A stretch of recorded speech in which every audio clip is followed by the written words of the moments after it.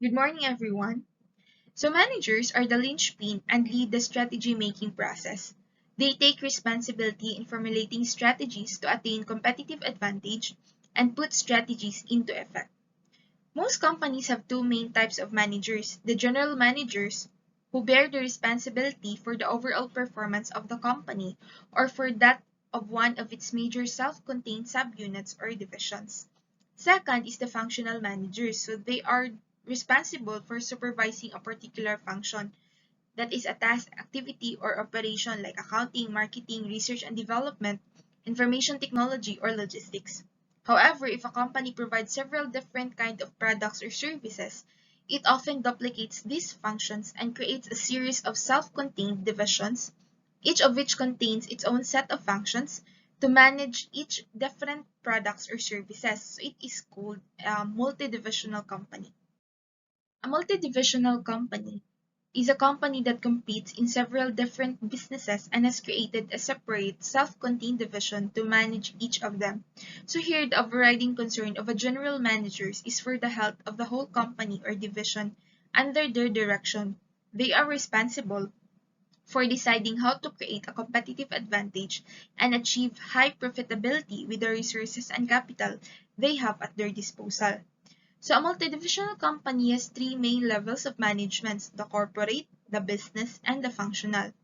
Corporate level managers consist of the chief executive officer, the CEO, other senior executives, the board of directors, and the corporate staff. So they occupy the apex of decision making within the organization. They also oversees the development of strategies for the whole organization, which also includes defining goals of the organization, determining what businesses it should be in, allocating resources among the different businesses, formulating and implementing strategies that span individual businesses, and providing leadership for the entire organization. They ensure that the corporate and business strategies that a company pursues are consistent with maximizing profitability and profit growth.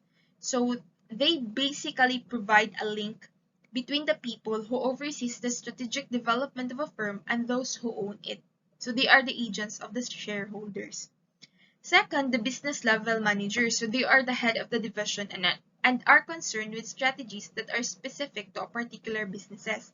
So they translate the general statements of the direction and intent that come from the corporate level into a concrete strategies for individual businesses.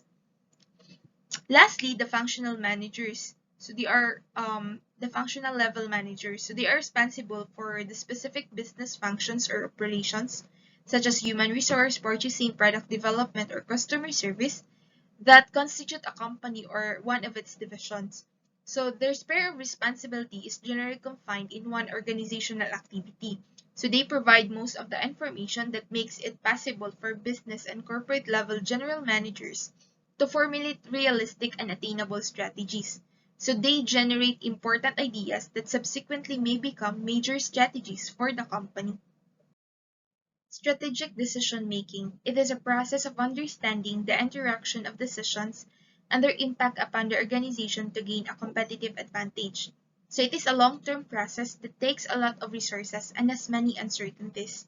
It uncovers the future possibilities for a company and those options that can be implemented to achieve success. It also identifies the best way to achieve goals and objectives. So strategic decision making is a key driver to success because first, it assists in pursuing knowledge and skills that are necessary for a company's future. Second, it assists in solving problems that require time and resources to handle. Third, it is a method of realizing the goals of companies in the future. Fourth, it facilitates organizational learning to take place, improves performance and organizational outcomes, and reduces the probability of strategic failure or competition. Next, it strengthens the organization's sense of direction and it reinforces operational efficiency. Lastly, and most importantly, it provides companies with a competitive advantage. In the organization with which I am currently connected, I can say that we are also a multidivisional company. So we offer various logistics services such as shipping through vessel or container, hauling, feed stalling, integrated warehousing, forklift handling, and even warehouse rental to our various subsidiaries. So each of our operating segments are handled by a person we normally call as the business heads. So each of the business heads is reporting to the department managers, and the department managers are reporting to the CEO. So in terms of decision making, the top management or the CEO is the one who orchestrates the rational and highly structured strategic planning process. So he oversees the overall strategies for the whole organization, including the synchronization of the company's direction across all our subsidiaries. The department managers are the one who will ensure the implementation of strategies, but of course, it depends on the function of the department. So for example, me, I belong to the finance department. So our function is more on financial and internal controls.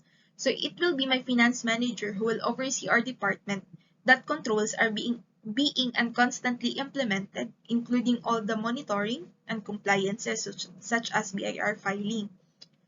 On the other hand, the business heads are the one who oversees each of our operating segments. So they are solely responsible for the result of their handled operations. It is also at their level wherein they can propose any developmental strategies that will help improve the operations, since they are the one who actually and detailedly knows what is happening in the operation itself. Let's say, for example, currently we're experiencing fuel price hike. So the business heads are proposing various strategies or ways to maintain the profitability of the operations they handled. So some of them are requesting a temporary rate increase from our clients just to subsidize these uncontrollable increases in price of the petroleum products. So the business heads really needs to be proactive, because at the end of the month and at the end of the year, each of them will justify the bottom figure of their operations, especially if the result is negative. So everything needs to be carefully taken into consideration of what could have gone wrong along the way and why is it not being acted upon immediately. So definitely, strategic decision making is essential, as it will guide in the choices that will be made, which should be aligned with the company's objective. So it requires out-of-the-box thinking, as managers need to consider future scenarios that may or may not happen. So it's these scenarios that will determine in which direction a company will go. So it is a critical skill for effective leadership, because the outcome of leaders' choices significantly impacts employees, customers, the market, and ultimately the success of the company. That would be all. Thank you.